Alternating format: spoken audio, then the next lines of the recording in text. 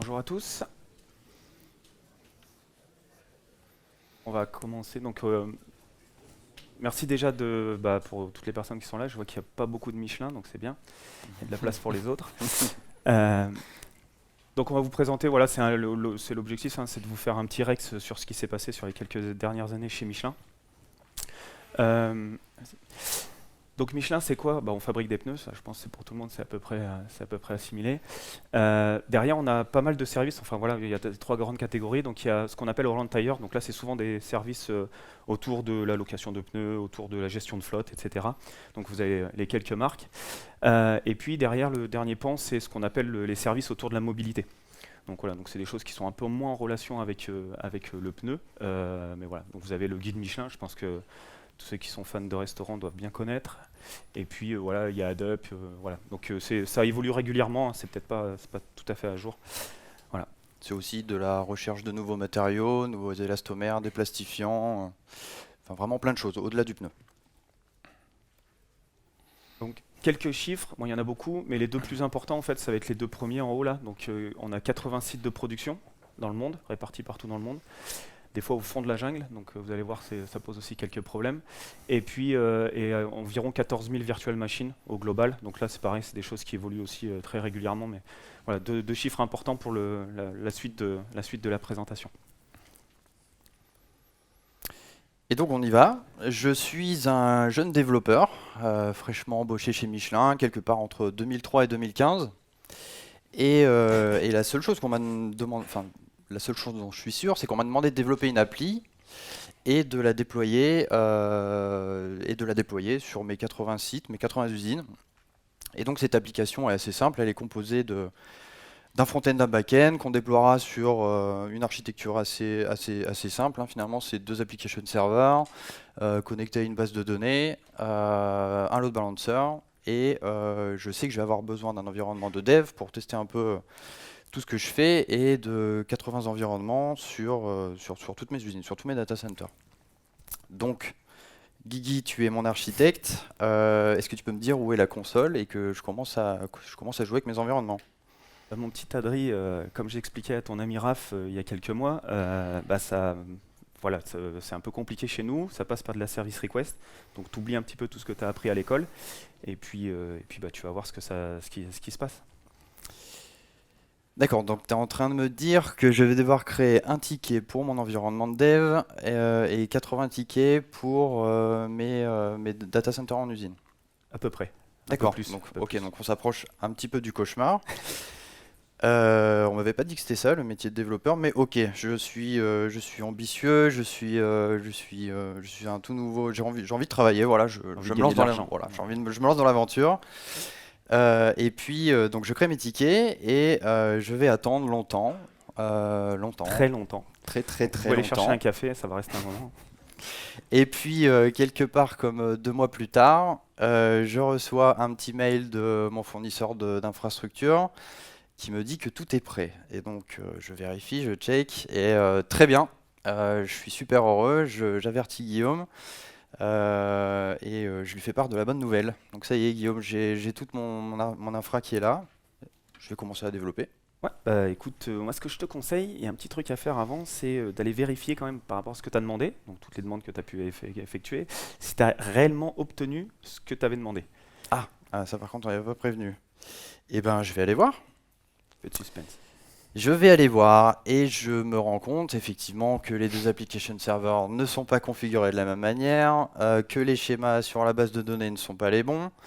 Donc ça c'est que pour ma dev, et quand je vais voir sur mes autres environnements en usine, ben, j'ai rien de droit. En fait, j'ai absolument aucun des environnements qui est fait de la même manière. Donc voilà. Tu peux pas aller vérifier quoi que ce soit, tu n'as pas accès aux machines. Voilà. Donc on a un petit problème quelque part.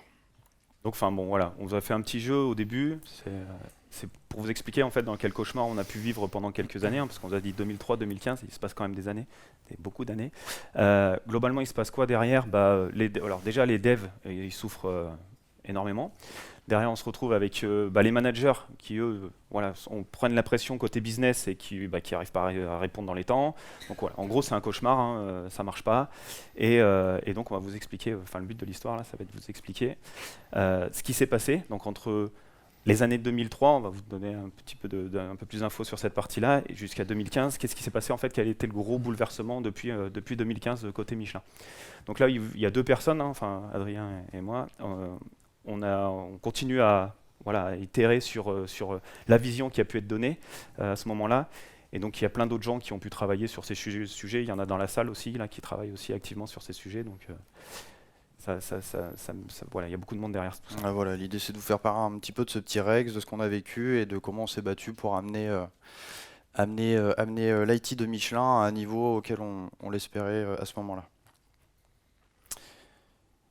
On se présente, oui. Donc, Guillaume Hospital, donc moi je suis Cloud Solution Architect et j'ai un rôle de Product Owner, Cloud Product Owner chez Michelin. Et moi c'est Adrien Goris, donc je suis architecte d'une plateforme qu'on appelle Software Engineering chez Michelin, qui se place en transverse de toutes les équipes business pour apporter une software supply chain et puis et de la méthodo.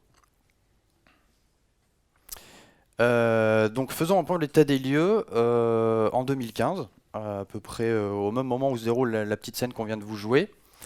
Les premiers points, étant donné qu'on travaille avec un partenaire d'infra, qu'on ne nommera pas, niveau standardisation, on est quand même plutôt bien, puisque étant donné qu'on travaille avec un partenaire, eux nous imposent un certain cadre, les choses sont faites d'une certaine manière, et il faut à peu près les respecter pour pouvoir jouer le jeu avec eux. Et donc on bénéficie aussi d'un modèle de support qui s'appuie sur ces standards, et donc dans ces 2 situations-là, on est quand même assuré d'avoir une situation à peu près confortable. Par contre, on l'a vu. Ouais, disons qu'en fait tout est contractualisé, donc vous vous rendez bien compte que ça a été fait par des gens qui font des contrats, donc pour eux tout est nickel puisque c'est tout dans le contrat, d'accord. Nous on vit dans l'espace entre les lignes en fait. Et là, voilà. Par contre on l'a vu, niveau répétabilité c'est pas toujours le cas, c'est pas toujours au top. Quand on demande avec le même ticket la même chose sur 2 environnements différents, on a souvent des écarts. Et donc on est sur une organisation plutôt client-fournisseur, et donc c'est pas mal d'échanges avant d'avoir les environnements que l'on souhaite, les choses que l'on souhaite sur nos environnements on-prem. On n'est pas du tout sur du as a service, puisqu'on travaille avec des tickets, et puis derrière, c'est des équipes qui font des opérations manuelles pour créer l'infra. Et puis l'autre point négatif, finalement, c'est que toute la vision de l'infrastructure, toute la connaissance, toute la stratégie autour de l'infrastructure, en fait, elle est portée par notre partenaire et pas du tout par nous. Donc on n'a pas d'éléments de négociation sur lesquels si on voulait jouer sur des paramètres pour changer des choses, on n'a pas vraiment la main. Et puis Michelin est une vieille boîte qui a beaucoup d'histoire, et du coup 100% de notre infra à ce moment-là est on-premise. Et donc, à ce moment-là, qu'est-ce qui se passe en fait? Il y a quelques... Ah, ça revient, non? Bon, c'est bon. Ah oui, ça, moi, ça. Ok. Ah, mais c'est... Attends, on a oublié un slide avant. On revient juste avant. Voilà. Ouais, c'est bon. Donc, voilà. C'était ma partie. Désolé. Donc, à ce moment-là, il y a quelques initiatives. On va dire quelques initiatives. Il y a des courants. Enfin, il y a pas mal de choses qui apparaissent. Donc, c'est pour ça qu'on a mis ça un peu comme des licornes, hein, parce que pour nous, c'est les différents sujets qui ont permis d'amener une certaine transformation au sein du groupe. Donc, la première, c'est la partie agilité. Bon, je rappelle, agilité 2015. Hein. D'accord, aujourd'hui c'est un peu différent, mais on était en 2015. Donc voilà, donc là, comme l'a dit Adrien tout à l'heure, on travaille beaucoup avec un partenaire d'infrastructure, on est sur du cycle en V, on n'a accès à rien, enfin bon, voilà, on sentait qu'il y avait quand même quelque chose à changer. Et puis derrière, il y a le cloud computing. Donc chez Michelin, 2015, le cloud computing, il n'y avait rien. Par contre, on se rend bien compte que voilà, il y a des gros acteurs qui sont là, qui sont présents et qui amènent des aspects différenciants en fait, par rapport à ce qu'on pouvait faire à cette époque-là, chez nous, côté Michelin. Et surtout une opportunité de changement. Et donc, à ce moment-là, on commence également à réfléchir à comment on pourrait standardiser la façon dont on demande l'infrastructure chez notre partenaire. En fait, l'erreur humaine est souvent présente, puisque c'est du ticketing, donc on se retrouve dans des situations où en fait Quelqu'un va vouloir demander un peu d'infra, il va demander à son petit copain, ah oui, mais moi j'ai déjà fait un ticket, prends-le, et base-toi dessus. Et puis il y a des erreurs de copier-coller, des file systems qui sont pas bien renseignés, des choses comme ça. Enfin bref, l'idée à la base, c'était vraiment de créer un système qui permettrait de standardiser la façon dont on demande de l'infra à notre partenaire. Et donc on avait un moyen simple à l'époque pour faire ça, enfin qui nous paraissait intéressant pour aller y mettre cette feature. C'est une application qui s'appelle D4X. Et donc D4X à l'époque, pour la petite histoire, c'était une application qui nous permet de traquer où est-ce qu'on déployait nos applications. C'était difficile à l'époque de savoir où l'appli Toto est déployée en prod, en indus, etc. Enfin bref, on avait plein de serveurs, plein d'applications. Et cette application permettait justement de traquer tout ça. Et puis ça a évolué avec le temps pour devenir presque un référentiel où on mettait carrément nos variables de CI/CD pour aller déployer, etc. Qu'on a connecté ensuite avec Jenkins. Enfin bref, c'est une application qui a beaucoup évolué avec le temps. Et en fait, elle est devenue un gros référentiel d'applications et de serveurs. Et on s'est dit, on pourrait se baser sur ces données pour commencer à bootstrapper nos demandes d'infra. Et donc c'est à ce moment-là qu'on a commencé à développer par-dessus D4X pour standardiser. C'était le premier pas vers la standardisation de la demande de notre infra à notre partenaire. Alors effectivement, voilà, donc là il y a un premier gain. Alors on est toujours dans le mode client-fournisseur avec notre partenaire d'infrastructure. Donc on se rend bien compte qu'on arrive au milieu du chemin et il nous reste une grosse partie qui est tout ce que fait notre partenaire d'infrastructure. Donc toute cette partie-là reste manuelle, c'est-à-dire que nous on a travaillé sur l'automatisation, la standardisation de notre côté, mais il y a toujours un aspect qui reste, il y a toujours une partie manuelle qui est réalisée. Le référentiel, on a notre référentiel, le partenaire a son référentiel, il n'y a rien pour les rapprocher. L'aspect industrialisation, forcément, on s'est arrêté au milieu, donc là, on ne peut pas parler d'industrialisation. Standardisation non plus, et l'automation non plus. Donc en fait, tous ces mots, ces petits buzzwords à l'époque, ce qu'on allait chercher, voilà, il nous manque encore quand même pas mal de choses à améliorer et à réaliser. Mais on commence à engranger le mouvement avec une petite équipe Method and Tools qui commence à faire une percée sur le cloud. Là, je crois que c'est plus, toi, Guigui, qui connaît cette partie. Voilà, donc comme l'a dit Adrien tout à l'heure, on a parlé de platform engineering, etc. Donc à l'époque, on a une équipe qui s'appelle Method and Tools. Donc cette équipe, en fait, elle est en charge des méthodes et des outils, facile. Et donc c'est vraiment l'équipe cœur et celle qui est censée apporter le changement. C'est-à-dire que quand il y a des nouveaux courants, des nouvelles choses à faire ou des paradigmes à aller chercher, c'est cette équipe-là qui en est en charge. Et globalement, on s'est dit quoi? Qu'est-ce qui se passe? Avec le cloud, on a vu quand même pas mal de choses arriver. On se dit, c'est facile d'aller consommer. Je vous rappelle qu'avant, c'est service request. Donc là, on passe je peux aller cliquer, j'ai une VM, c'est quand même assez dingue. Je l'ai rapidement, en toute autonomie. Enfin voilà, quand même pas mal de choses qui nous permettent de nous dire, voilà, il y a un avantage. Et le dernier, par-dessus tout, on sentait bien que ça pouvait compléter en fait la couche d'automation qui nous manquait, parce qu'on n'avait pas forcément accès à cet environnement. Alors par contre, je me souviens quand même, Guillaume, j'en faisais partie de cette équipe à l'époque. Et effectivement, c'était chouette, enfin, c'était vraiment nouveau pour nous. Par contre, c'était quand même compliqué d'aller consommer. Il fallait aller dans le portail, on créait à la main avec des clics-clics, etc. Et puis surtout, au moment où on arrivait dans les parties réseau, stockage, etc., c'était compliqué de savoir où est-ce qu'on plaçait les applications. Ok, moi j'ai une application internet facing, dans quel VNet je la mets, j'ai une application plutôt interne, comment je me raccorde au réseau Michelin, etc. Et donc on faisait tourner une espèce de PowerPoint où on savait exactement dans quelle zone il fallait mettre nos ressources. Donc voilà, il y avait encore des choses à tacler à ce niveau-là, niveau standardisation, automatisation, etc. On n'y était pas encore. Donc ouais, clairement, au sein de l'organisation, c'était pas tout à fait prêt pour scale up. C'est-à-dire que là, c'était vraiment dans un tout petit contexte, quelques équipes triées sur le volet qui pouvaient commencer à consommer, mais on sentait bien qu'on n'était pas prêt à passer ça à l'échelle de l'entreprise. Et donc on a toujours notre petite application D4X qui fait partie du paysage, et on s'est dit pourquoi ne pas commencer à consommer du cloud à travers cette application, en tout cas commencer à mettre un premier pas dans l'automatisation. Et donc on utilise D4X, encore une fois, pour y incorporer ce système de catalogue de ressources cloud. Et en fait on va commencer avec l'automatisation en utilisant les templates ARM d'Azure. Les templates ARM, en gros, pour ceux qui connaissent pas, c'est un peu dans le mindset Terraform. On écrit des blocs de code et lui, il s'occupe d'aller provisionner les ressources côté cloud. Et puis on commence à aller toucher un peu côté sécurité. On commence à construire des scripts de post-provisioning des VM pour les mettre au carré dans le cloud. Et puis on apporte aussi des nouveaux mindsets. Comme par exemple l'arrêt de la mutualisation. Là, avant, avec notre partenaire d'infrastructure, c'était beaucoup mutualisation. On utilisait beaucoup les AS pour déployer beaucoup d'applications. Sur les mêmes VM, il y avait plusieurs AS, etc. Là, l'idée, c'était plutôt une VM, un environnement, une application. Et voilà, en fait, on sépare bien les responsabilités sur les ressources cloud.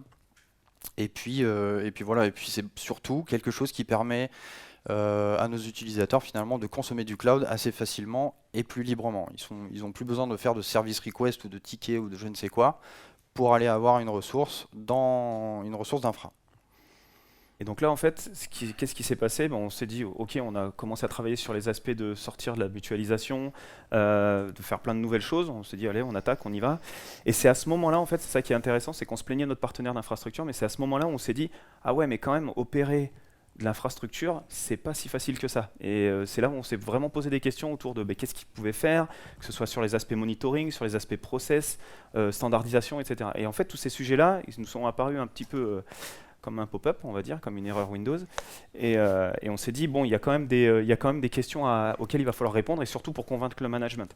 C'est-à-dire que, je vous rappelle, vieille société, tout on-prem, on va aller dans le cloud. Bon, là, il y a un gap à couvrir, et d'un point de vue management, c'était pas tout à fait prêt. Donc, il fallait qu'on réponde à ces questions-là.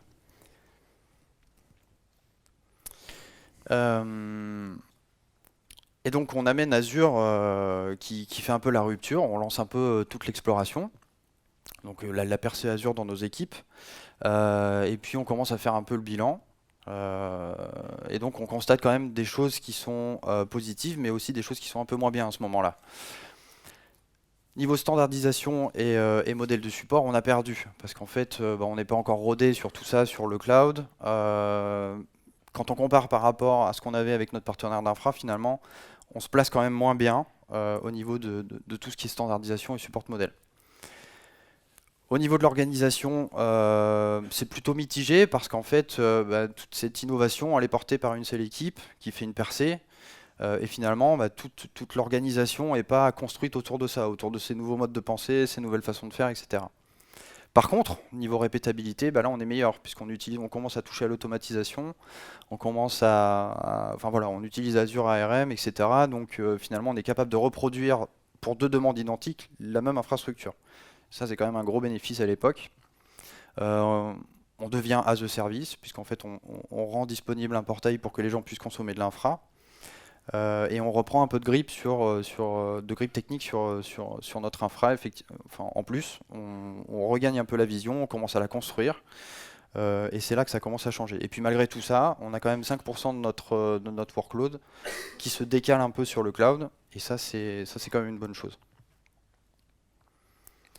Et donc la nouvelle licorne à ce moment-là, on vous l'a dit tout à l'heure, alors on aurait pu citer Team Topology aussi, mais voilà, il y a ces choses-là qui commencent à arriver.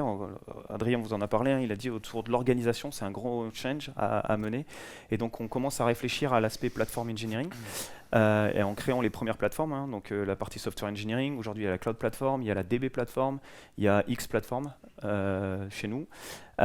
Autre point important aussi, c'est qu'on se rend bien compte que les clouds, et notamment à travers les cloud providers, ça évolue très très rapidement.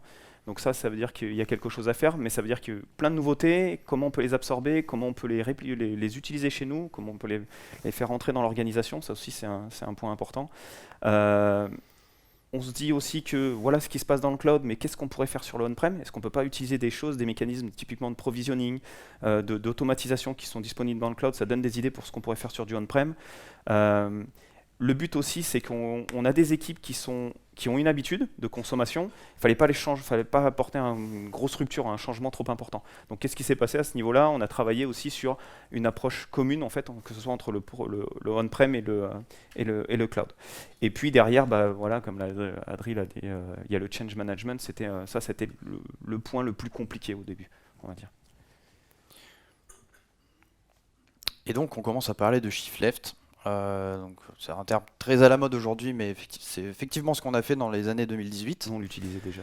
On se dit qu'il faut faire deux choses. C'est premièrement appliquer les principes du cloud, donc la façon de consommer, la façon de le créer, de le détruire, etc., sur nos environnements on-prem.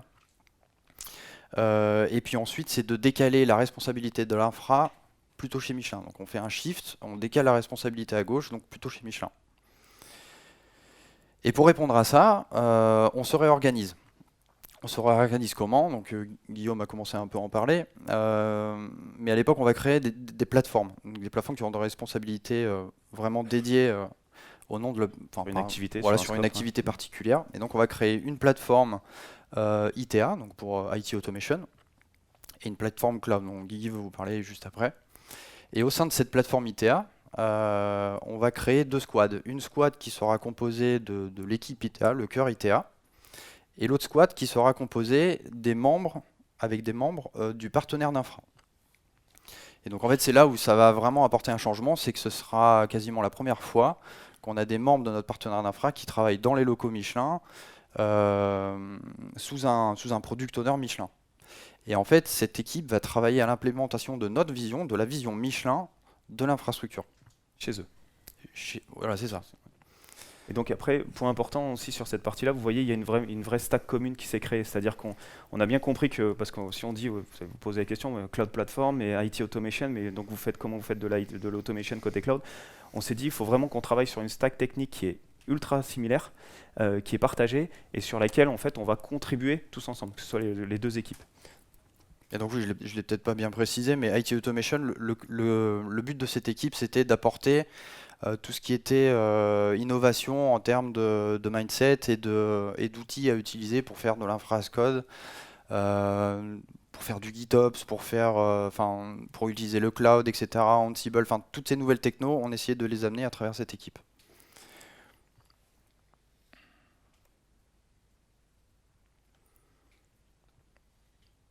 Et donc, qu'est-ce qu'on a fait avec cette plateforme ITA? Pardon, c'était à moi, je n'avais pas vu. Qu'est-ce qu'on a fait? On a fait quatre choses. Enfin, on a travaillé sur quatre axes importants. La première, c'était d'aller un peu transformer les équipes qui fournissaient de l'infra chez Michelin. Donc en général, c'était les barbus qui travaillaient de leur côté. Donc vraiment, à l'époque, c'était comme ça. Et d'essayer d'aller diffuser un peu les pratiques as a service, les pratiques API, les pratiques as code, enfin voilà, tout ça, essayer de les transformer un peu dans leur façon de travailler.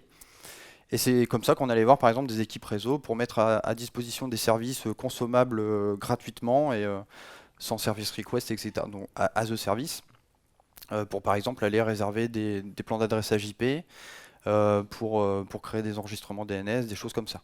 En fait, quand on en parle, ça a l'air très très simple, hein, mais c'était quand même un gros change en termes de mindset. C'est-à-dire que c'était compris au sein d'une équipe. Par contre, il fallait bouleverser toutes les autres équipes. C'est-à-dire qu'il y a des équipes net, on a des équipes qu'on appelle EUX qui travaillent sur les aspects workstation, workplace, etc. Donc voilà, tous ces changes, en fait, il fallait les diffuser à l'ensemble des équipes. Ensuite, on a créé des petites applications qui nous servaient de référentiel. On disait tout à l'heure pendant le jeu de scène, on a besoin d'un petit PowerPoint pour dire où faut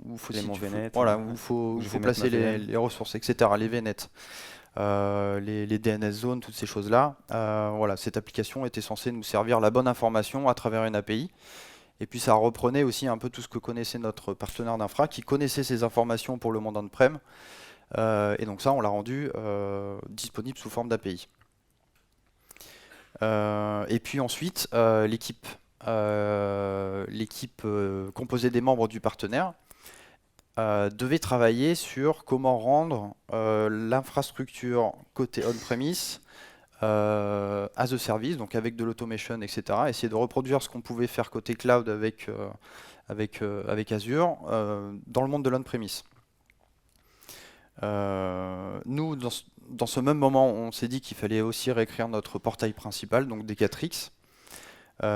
Et puis, chose importante, tout ça, on le faisait dans un process. On l'a toujours fait avec un mindset utile quand même, parce que On avait quand même le management qui était assez frileux. Ok, vous allez toucher à de la prod un peu tous les jours.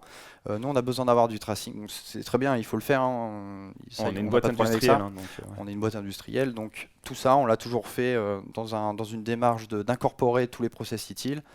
Et donc, on est allé automatiser aussi les choses pour créer du ticketing, etc., sous forme d'API. Et donc, et nous, donc en gros, la mission, hein, côté cloud platform, c'était quoi? C'était premièrement de travailler sur la stratégie, hein, donc voir découvrir les cloud providers, comment on les consomme, voir comment on s'intègre après avec ITA, apporter du feedback côté ITA pour leur dire ouais tiens, nous on va commencer à travailler là-dessus. Est-ce que c'est quelque chose que vous pouvez intégrer, que vous pouvez partager entre le on-prem et le cloud? Voilà, donc il y avait beaucoup de choses à faire à ce niveau-là. Il y avait sur les aspects de la landing zone, donc ça peut paraître enfin voilà, c'est un gros mot, mais quelque part ça veut dire plein de choses, hein. Ça veut dire qu'il faut qu'on réfléchisse à la gouvernance, ça veut dire qu'il faut qu'on réfléchisse à la sécurité. Enfin, voilà, en gros c'était l'objectif, hein, c'était de créer le terrain de jeu, là où vous venez déposer vos enfants le week-end, pour ceux qui en ont. Et donc voilà, de se dire aujourd'hui les gars ils viennent consommer du cloud, ils viennent faire des choses, et c'est facile à consommer, et c'est safe en fait. Parce que nous derrière on a des grosses problématiques de sécurité, on est LPM, enfin voilà, il y a plein de choses autour de ça.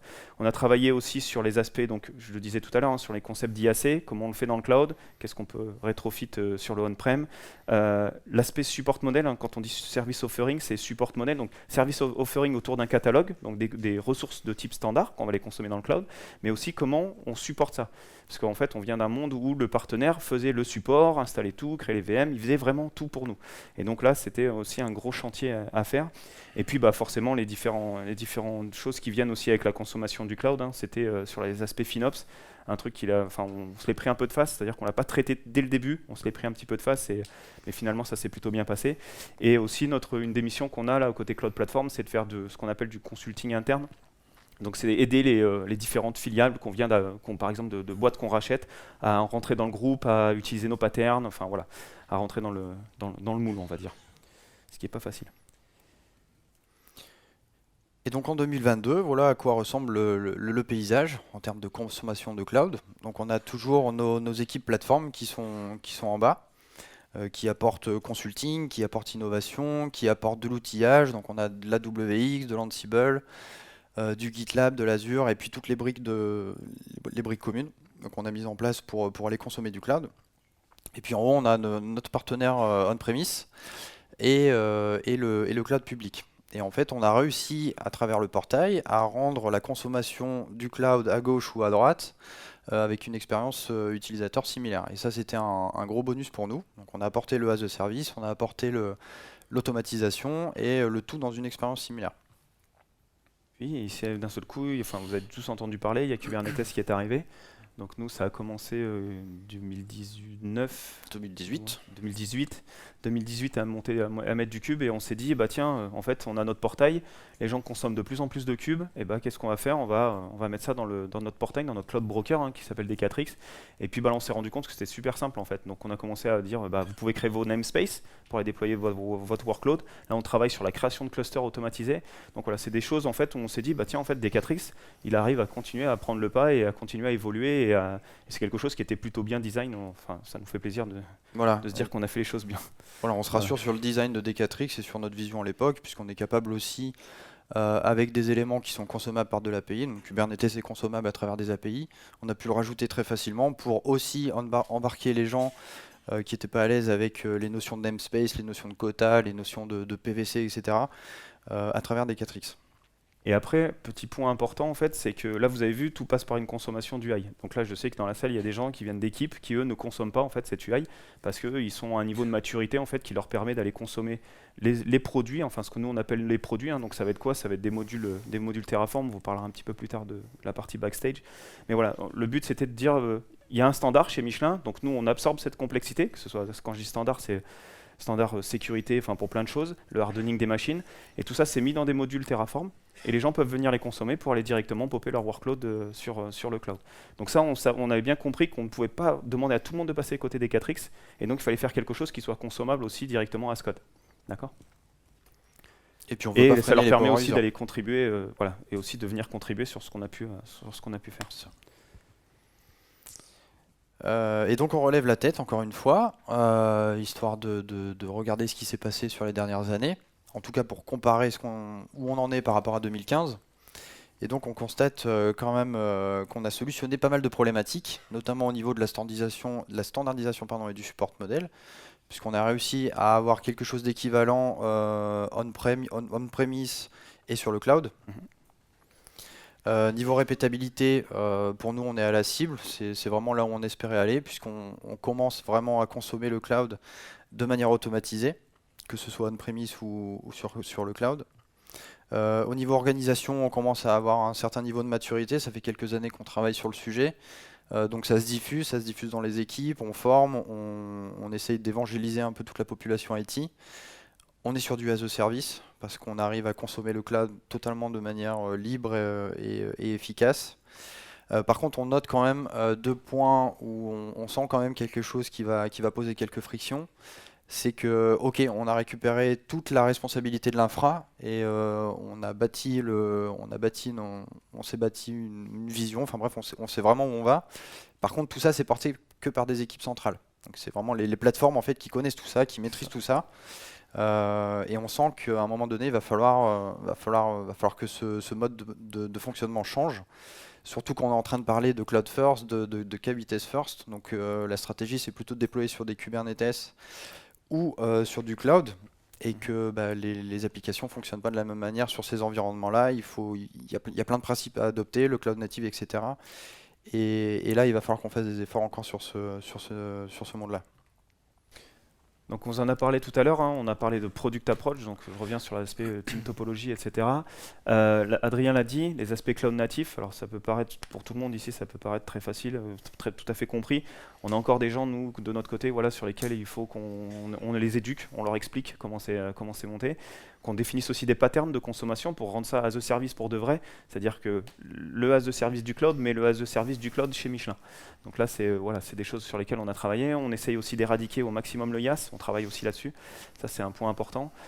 Puis bon, Adri vous en a parlé sur l'infrascode, le GitOps, mais aussi sur l'aspect upskilling. Donc ça, c'est quelque chose sur lequel on travaille. On vous en parlera juste après, comment on a traité cette problématique aussi. Et donc très bien. Ça m'amène sur le shift left numéro 2. Donc on décale encore la responsabilité. En fait, là, c'est vraiment décaler des plateformes centrales tout le savoir, jusque dans les équipes IT, donc rendre les équipes plus autonomes, responsables de leur infra, responsables de leur run, du décommissioning, etc. Et en fait, derrière, ça revient ni plus ni moins à transmettre toutes les pratiques GitOps, donc l'infrascode, le repo Git et la source de vérité, etc., jusque dans les équipes. Ouais. Et donc, pour faire ça, on utilise plusieurs outils. Donc on sait que c'est vraiment c'est des nouvelles technos à s'approprier, c'est des nouvelles responsabilités, on a le run à gérer, c'est de l'alarming, c'est du monitoring, c'est plein de choses en fait à encaisser d'un coup. Donc en plus de tous les mindsets qu'il faut changer. C'est pas fini. Oui, et c'est pas fini. Donc voilà, ça fait une grosse charge en fait sur toutes ces équipes qui n'étaient pas habituées à ce mode de fonctionnement-là, et on va utiliser des leviers pour faire ça. Donc on se rappelle que toutes les plateformes fabriquent des choses et rendent disponibles des choses aux équipes IT. On se dit que finalement il faudrait qu'on définisse ce que sont les Golden Pass chez Michelin. Donc les Golden Pass, donc c'est un terme qui a été inspiré de ce que fait Spotify à l'époque. Dans la définition, c'est une manière opinionnée et supportée de faire quelque chose chez Michelin. Donc comment on fait un back-end chez Michelin, c'est sur du Java, c'est déployé sur Cube avec une CI sur GitLab, etc. Comment on fait une application mobile, enfin bref, il y a des chemins qui sont plus faciles que d'autres. Et s'ils les utilisent, en fait, si les populations IT utilisent ces chemins, ils seront garantis d'avoir du support des équipes centrales, des plateformes, de l'outillage adapté et enfin bref, tout est OK pour que ça fonctionne bien, quoi. Et surtout d'aller plus vite en fait, c'est l'objectif, c'est-à-dire que derrière on reste quand même une grosse boîte avec une grosse organisation, plein d'équipes, et c'est toujours encore un peu compliqué de faire discuter les équipes. Et donc voilà, à travers le Golden Pass, c'est de se dire quelles sont les briques sur lesquelles on peut directement apporter de la valeur en disant bah tiens, tu as besoin de monter une application du web classique, bah voilà, tu utilises le Golden Path, tu as ta CI, tu as tout ce qui va bien et tu n'as pas des heures de doc à lire pour dire bah, comment on fait une CI chez Michelin. Voilà. Il y a quand même pas mal de spécificités chez nous et on s'est bien rendu compte que c'était un bloqueur, donc, enfin que c'était un bloqueur, un ralentisseur on va dire. Et donc surtout, le but c'était de speed up un petit peu cette partie-là. Et surtout éviter ce qu'on appelle le rumeur développement, c'est si je connais quelqu'un qui sait comment on fait pour demander, je sais pas, un espace sur un store mobile, un compte, machin, que ce soit pas juste... il faut pas chercher 1000 ans avant de savoir faire quelque chose chez Michelin. Tout devrait être naturel et tout devrait être accessible au premier coup d'œil. Et c'est pour ça qu'on met en place des outils comme Backstage, qui est aussi un outil qui est fourni par Spotify, qui permet de faire, de mettre à disposition un catalogue de ces Golden Pass, de ces fameux Golden Pass. Une des features principales de ce produit, c'est qu'il est capable d'aller générer des projets dans GitLab basés sur des templates. Et donc on fournit les templates, donc par exemple un template pour un backend qui sera automatiquement configuré pour aller taper notre service IDP pour avoir de l'OpenTelemetry avec une CI centralisée pour déployer sur du Kubernetes, avec les checks vulnérabilité, la calimétrie, etc. Enfin bref, tout ça est clé en main, donc ça permet de kickstarter les projets pour les équipes. Et donc tout ça pour les aider en fait à faire ce fameux shift left dont on parlait. Ça permet aussi de popper les templates Terraform pour les provisionner de l'infrastructure.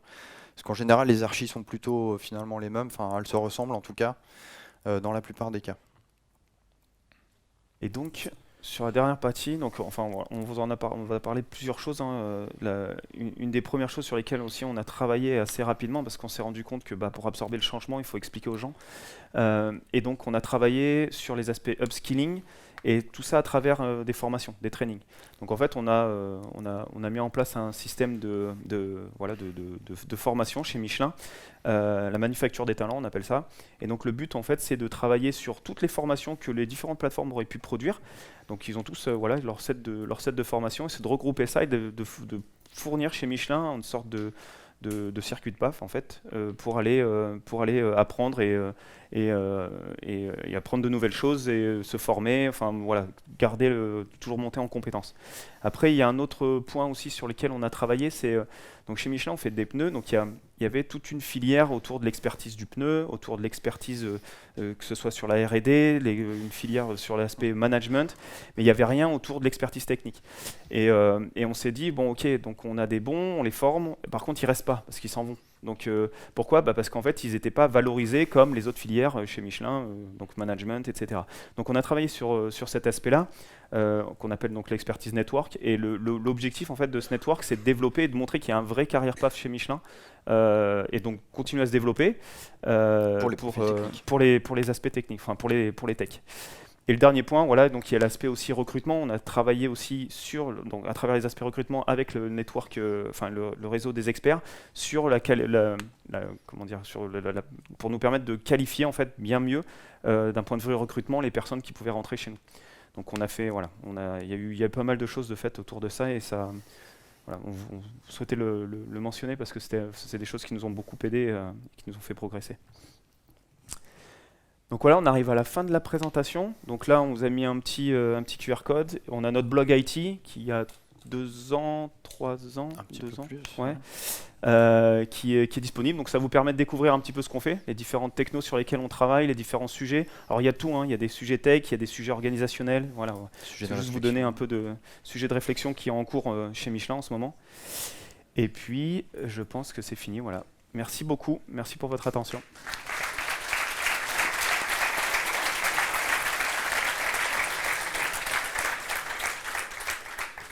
Donc on est ouvert aux questions, s'il y a des questions. Vous pouvez venir vous rejoindre aussi sur le stand C08. C08, si vous avez des questions ou vous les souhaitez échanger. Il y a le gros bib, c'est facile de le trouver. Bonjour. Bonjour.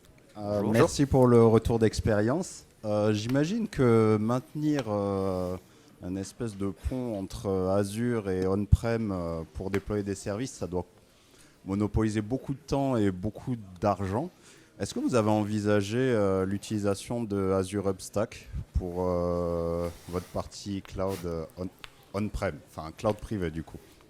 Alors, c'est une bonne question. Bonne question, ouais. C'est une très très bonne question. Donc, alors, déjà, faut bien comprendre de ce qu'on a. Quand on a parlé de D4X, on en a parlé à un certain moment. Cette partie de Stack Azure n'était pas tout à fait, n'était pas encore présente.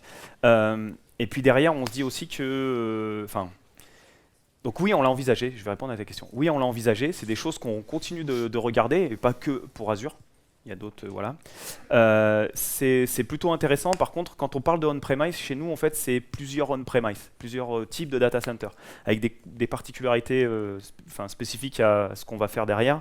On a des data centers qui sont très critiques avec le secret professionnel, c'est ce qu'on appelle le D1 chez nous. On a des data centers qui étaient aussi chez notre partenaire. En fait, c'est des choses, d'un point de vue contractuel, c'était très très compliqué de l'amener. Et aujourd'hui, ce qu'on a pu faire avec D4X, c'est un peu ce qu'on a pu faire, ce qu'on pourrait faire avec des produits comme Azure, où effectivement, mais on n'a pas qu'un seul cloud provider, premièrement. D4X, ça fait le boulot, c'est-à-dire que c'est capable de provisionner, on a eu un gain important, et l'objectif, c'est pas d'entretenir le on-prem. L'objectif, c'est de partir vers le cloud.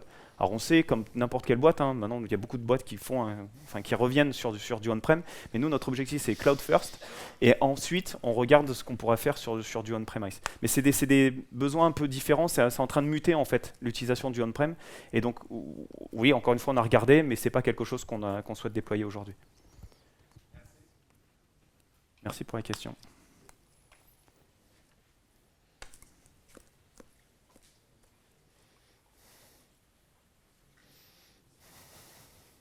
Bonjour. Tout à l'heure, vous avez parlé du FinOps. J'aimerais savoir si c'est intégré actuellement. Quand est-ce que vous avez décidé de l'intégrer et comment vous l'avez fait? Bon, moi, c'est mon sujet préféré en plus. Alors, en fait, on avait déjà du FinOps on-premise. C'est-à-dire que forcément, on a un fournisseur d'infrastructure qui nous met des VM à disposition. On vous l'a dit tout à l'heure, on avait du mal un peu à la fin, on était payé, fallait payer, fallait biller les machines. Donc c'était un petit peu compliqué, mais on avait déjà une organisation entre guillemets FinOps. Donc il y avait déjà des échanges autour du contrat à travers des meetings de grands chefs sur cet aspect FinOps. Quand on est arrivé dans le cloud, en fait, comme l'a dit Adrien tout à l'heure, en fait, ce qu'on voulait, c'était aller chercher tout de suite de la valeur sur le cloud. Donc on n'a pas regardé, quand tu demandes à des techs de regarder quelque chose, c'est rare qu'ils pensent à ces sujets, qu'ils voient comme un peu des sujets connexes. Bon, après, on se fait rattraper par la patrouille financière, et qui nous dit, bon là, il y a quand même quelque chose à faire autour de ça, mais ça a été fait assez rapidement, et ça n'a pas été très compliqué, parce qu'on a tout de suite été aidé. En gros, le cloud vient quand même avec des mécanismes autour du FinOps qui sont assez faciles à implémenter et à amener, quoi. Donc c'est voilà. Et aujourd'hui, ça se passe très bien. On a une petite équipe de personnes qui contrôlent les coûts, qui s'assurent qu'il n'y a pas c'est pas en train de s'envoler. Et c'est quelque chose qui est plutôt bien contrôlé. Le plus compliqué aujourd'hui, c'est de faire prendre le concept de FinOps, de gestion des ressources, dans les équipes qui consomment le cloud. Directement. Voilà. Ouais. C'est là où c'est le plus compliqué. Ça répond à ta question? Non.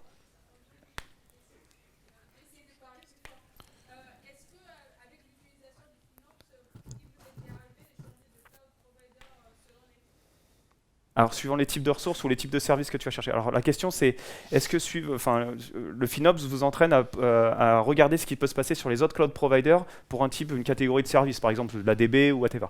Alors, effectivement, ça, c'est des choses qu'on regarde, encore une fois. Maintenant, c'est pas le FinOps qui drive en fait ce que tu vas aller consommer comme service. En gros, c'est plutôt c'est quoi le pattern, c'est quoi l'architecture, c'est quoi les équipes, est-ce qu'elles sont matures sur AWS ou Azure ou GCP ou whatever. Donc en fait, c'est plus ça. Et après, effectivement, il y a quand on part de from scratch et qu'on pourrait aller consommer n'importe quel service n'importe où, là, effectivement, le FinOps prend une place plus importante. Mais en fait, le FinOps c'est là plutôt pour gérer plutôt que pour orienter en fait. Pour conseiller. Ouais. Enfin, nous, on le prend de cette manière-là. Après, libre à tout le monde de le penser autrement. Mais voilà, aujourd'hui, c'est plus cette partie-là qu'on va regarder. C'est quoi le design, c'est quoi l'archi, de quoi tu as besoin, c'est quoi tes équipes. En fait, il y a un contexte, en fait. Donc, voilà. Je pense l'IA, on parle beaucoup en ce moment du contextualisation de la donnée et tout ça. Voilà. On peut prendre une dernière question.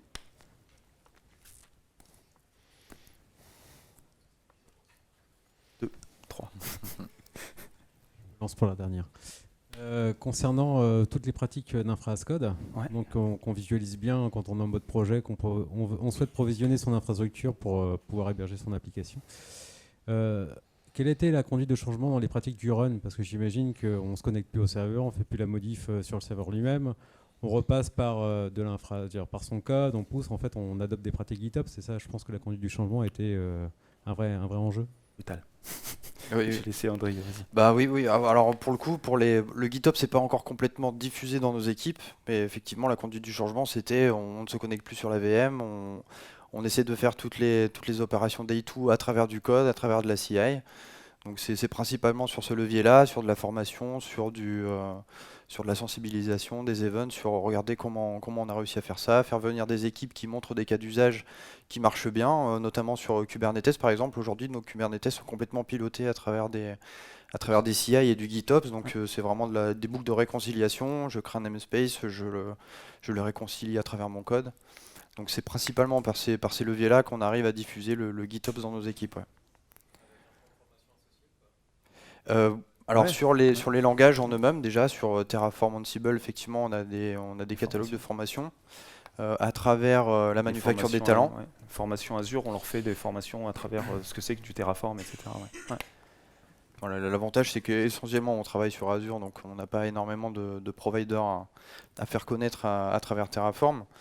Mais oui, c'est beaucoup de formations. On a un training qui s'appelle Modern App, c'est comment construire une application de A à Z, où en fait on part du tout début, donc créer une infra à la main à travers le portail dans Azure.